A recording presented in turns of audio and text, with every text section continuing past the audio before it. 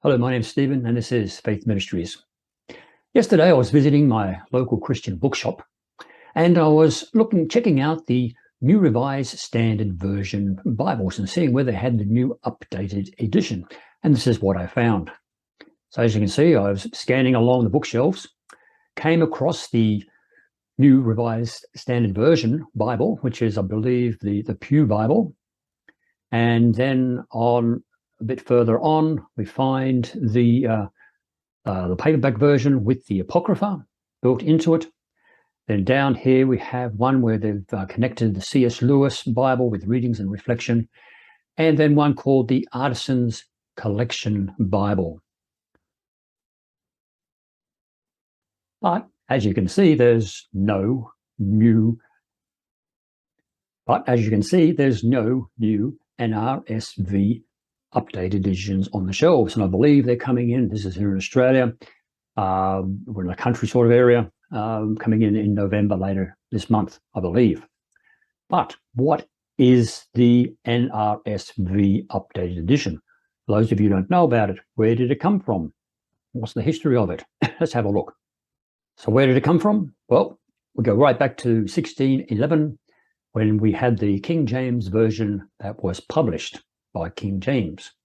And following on from that, we had the revised version, the RV, which came out in the 1880s there in England to update the King James Version and to make it slightly more readable. Now, for those of you who are interested, I actually have a copy of the revised version, which was put out in England. Now, this Bible, it's pretty old. It's 102 years old, I believe. It's got the big old thick leather cover on it. And it was given to my grandfather, who was a Methodist minister here in Australia. And he served part of his time there in the First World War on the Western Front of Europe as a chaplain. And it was given to him by the Australian Methodist Church when he came back as a memento of being ordinated by the British Wesleyan Conference, or the British English Methodist Church. So this is a real good keepsake. This is an authentic revised version published in 1911. So we go back to our screen then. Following on from the revised version put out by England, we find that the Americans thought, well, we want our own Bible. We don't want to use the King James Version anymore as much. We want to update it. But we don't want the English revised version either. We want something that shows the American side of things. And so they made the American Standard Version in 1901. Following on that, we had in 1952, we have the Revised Standard Version.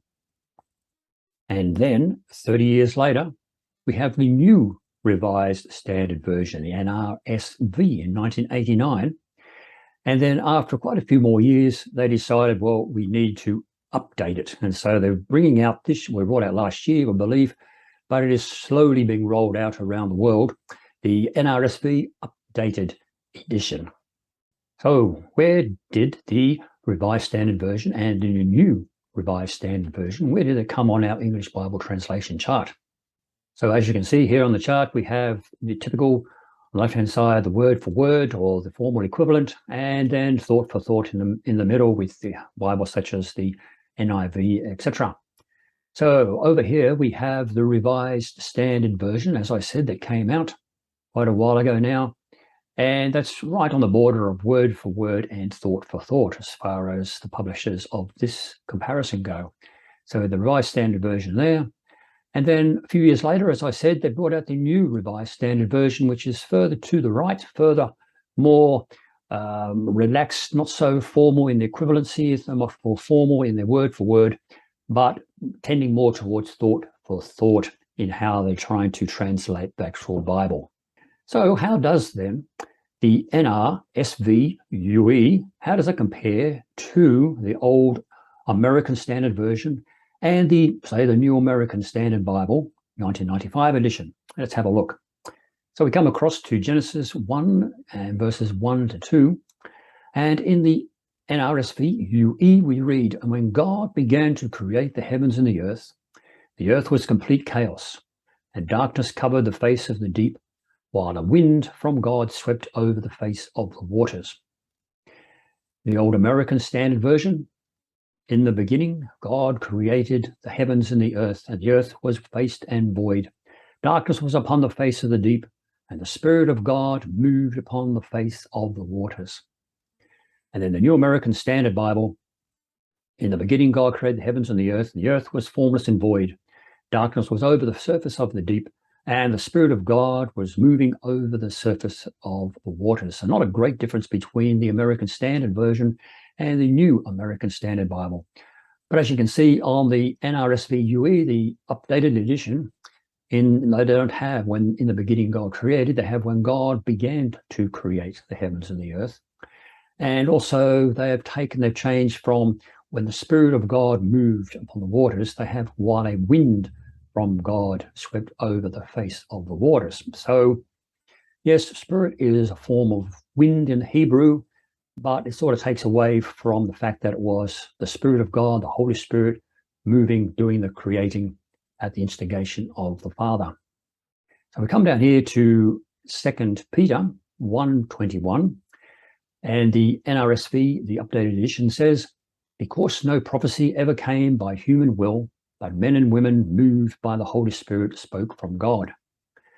The American Standard Version, "For no prophecy ever came by the will of man, but men spoke from God, being moved by the Holy Spirit." And then the New American Standard Bible is a comparison. "For no prophecy was ever made by the act of human will, but men moved by the Holy Spirit spoke from God." And the fact that I want to draw out here is that on most Bibles, we find that "but men spoke from God," as in being men, as in the generic humanity of mankind. But the NRSV UE, I believe, has tried to be more inclusive in their genders, and so they put in men and women moved by the Holy Spirit. One final one, Romans 4:11. The NRSV updated edition says, "And he received a sign of circumstances as a seal of righteousness that he had by faith while he was still uncircumcised. Purpose was to make him the ancestors of all who believe without being circumcised, and who thus have righteousness reckoned to them." American Standard Version, "And he received the sign of circumstances, a seal of righteousness of faith which he had while he was in uncircumcision, that he might be the father of all them that believe." And the New American Standard Bible also had a similar thing, "so that he might be the father of all who believe."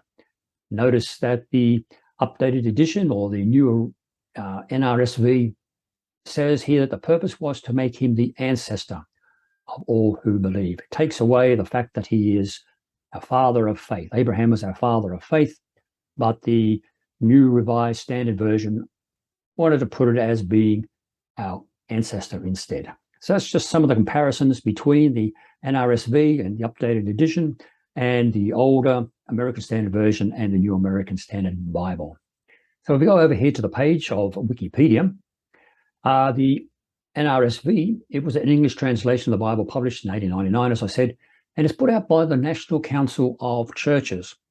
Now, the National Council of Churches is a group of churches that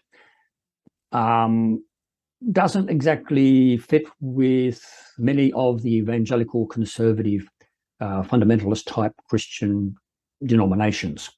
And so, which is, you find that the New Revised Standard Version, as they say, is a bit more liberal in its doctrines, a bit more liberal in its theology, and therefore it appeals to certain denominations and certain churches within the world, but not to other ones. And so maybe you're watching this and you're thinking, yeah, that's the Bible we use in our church.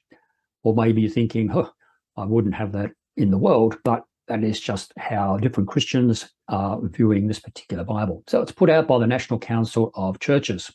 It says here in 2021, the updated edition was a 3-year process of reviewing and updating the text of the NRSV, announced in 2017 in the annual meeting of the Society of Biblical Literature. Update will be managed by the SBL following an agreement to copyright of holdings, etc. It says here that many mainline Protestant churches officially approve the NRSV, but also the UE, I'd imagine, both private and public use, such as the Episcopal Church in the United States added it to the list of translations approved for church services. Also widely used by the United Methodist Church, the Evangelical Lutheran Church in America, the Christian Church, Presbyterian Church in America, and etc., and the United Church of Christ, the Reformed Church in America, and the United Church of Canada, and the United Church in Australia. This particular website page refers to the fact that the NRSV presents approximately 12,000 substantive edits and 20,000 total changes, which includes grammar and punctuation, which is what I found. I took a couple of a couple of chapters, read it in the NRSV, and then read it in the updated edition alongside it, and every word was the same. The only changes I could see was in some they took out commas, they put in commas, they put in full stops. The biggest change I found was instead of having, when they were talking, quotation marks, instead of using single ones, they used double ones. And so that really adds up to 20,000 total changes throughout the Bible. But also, as you've seen, they've added a lot more gender inclusive type of speech within the Bible itself. It says here on Amazon that the Bible, the NRSV updated edition, it is available $27.95, and they say it's available from November. It's in stock, but at the moment in my local bookshop, as I said, it's not available. But also, there's also another version here called with the actual Apocrypha actually included within it. And that is also available. It's as a Kindle. So if you wanted to actually download it as a Kindle and read it, you can, which is $7.67. So that's a quick rundown on the NRSV updated edition. And as you saw from my first clip at the beginning, I don't have haven't been able to pick up an actual physical copy of it. I've been able to read it online on one of the online versions there, compare it to some of the older versions of the Bible that we are more used to. And as I said, it tends to be more towards the slightly on the edge of word for word, but definitely with the new inclusions that they've done with the updates, it is drifting more towards the thought for thought and more liberal in its way of writing, more liberal, making it easier to read, but more inclusive, and in today's modern society. So what do you think of the NRSV and also the updated edition? Do you have a copy of it? Is it the Bible that you use in your church? Is it a Bible that you do your study from? Or is it a Bible that you would probably not even look at because it's put out by the World Council of Churches or the National Council of Churches? So interesting Bible. It appeals to a certain segment of the Christian church around the world, but not to others. They've done a lot of research, a lot of editors, a lot of translation work put into it over the last 100 years or so to get to where they are today. So thanks for watching. If you like this video, please like, subscribe, and share so more people may see it. Until next time, God bless.